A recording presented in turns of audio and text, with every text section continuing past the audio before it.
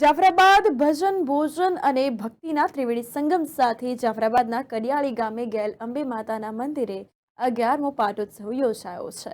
તો કડિયાળી ગામે ગયેલ અંબે માના 11મા પાટોત્સવમાં 151 કુંડી મહાયજ્ઞનું આયોજન કરવામાં આવ્યું। હજારો ભક્તોએ પ્રસાદનો લાભ લઈને ધન્યતા અનુભવી હતી। જાફરાબાદના કડિયાળી ગામે આવેલ ગેલ અંબે માતાજીના મંદિરે મકવાણા પરિવાર તેમજ કડિયાળી ગામ સમસ્ત 11મા પાટોત્સવનું આયોજન કરવામાં આવ્યું હતું। આ અંતર્ગત 11મા પાટોત્સવમાં 151 કુંડી યજ્ઞનું પણ ભવ્ય આયોજન થયું હતું। તેમાં કડિયાળી ગામ સહિત જાફરાબાદ, ઉના, રાજુલા, કોડીનાર, તલાલા સહિત સમગ્ર ગુજરાતના ગામના લોકોએ મહાયજ્ઞનો દર્શનનો લાભ લીધો હતો।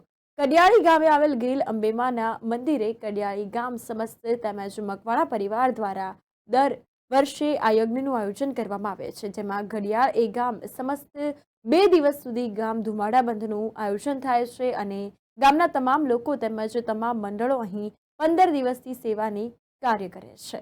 કડિયાળી ગામે 11મા પાટોત્સવમાં ધારાસભ્ય હીરાભાઈ સોલંકી યજ્ઞશાળા તેમજ રસોડા વિભાગની મુલાકાત લઈને ધન્યતા અનુભવી હતી।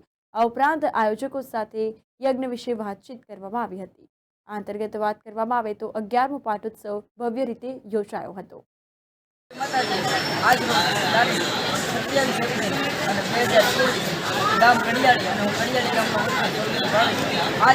કડિયાળીની અંદર પરંપરાગત હાલો આવતો એમ વર્ષોથી આજે પણ યજ્ઞનું આયોજન કરેલું 151 યજ્ઞ જે કડિયાળી ગામમાં મકવાણા પરિવારના કુળદેવ અને ગામ સમસ્ત આ આયોજન કરેલું હતું અને તેમાં બહોળી સંખ્યામાં ભક્તો ગામોથી બહાર ગામોથી શ્રદ્ધાળુઓ આવ્યા હતા અને ત્યારે જગદંબાના સાનિધ્યમાં મેળા થઈને મારી શાંતિ કરણ જગ ભરણ અને ગઢ ગળા બહુ ગાઢ જેથી નમું આદિયા નારાયણી મારી વિશ્વ રૂપ વૈરાટ આવું સરસ મજાનું આયોજન અમારા ગામમાં 151 યજ્ઞનું આયોજન આજે કરવામાં આવ્યું। આજરોજ કડિયાળી મુકામે ગેલ અંબે માતાજીના 151 યજ્ઞ કુંડીના મને દર્શનનો જે લાભ મળ્યો છે અને માતાજીનો દર્શનનો જે લાભ મળ્યો છે અને 25 થી 30 હજાર લોકો અહીંયા ઉપસ્થિત રહી અને લોકોની ભાવના, લોકોની શ્રદ્ધા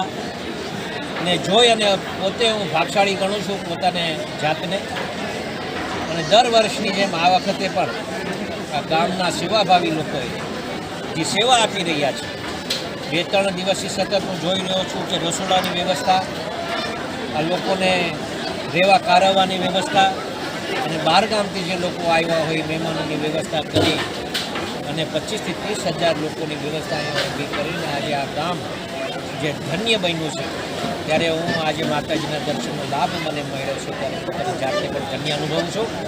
દર વર્ષની જેમ આ વખતે પણ ગામના લોકોએ જે સેવા આપી છે એમને બિરદાવું છું, લાખ ધન્યવાદ આપું છું અને આવી રીતે દર વર્ષે સેવા આપતા રહે એવી આશા રાખું છું।